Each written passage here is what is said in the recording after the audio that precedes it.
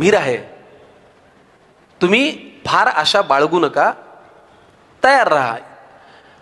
मी तेव्हा माझ्या नाटकाच्या दौऱ्यावरती बाहेरगावी होतो. आमच्या बाबांची मात्र भक्ती खूप. हनुमत कवचाचे पाठ करा, रामरक्षेचे पाठ करा, हे सगळं घरामध्ये चालू होतं. एके दिवशी त्यांना राहवलं नाही.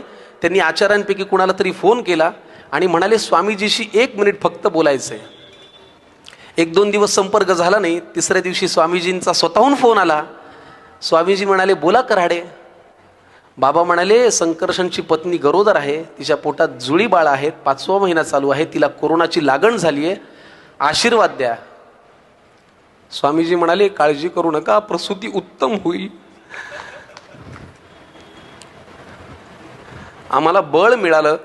आज माझी बाळं 3 वर्षांची आहेत आणि याचं सगळं संपूर्ण श्रेय स्वामीजींचं आहे.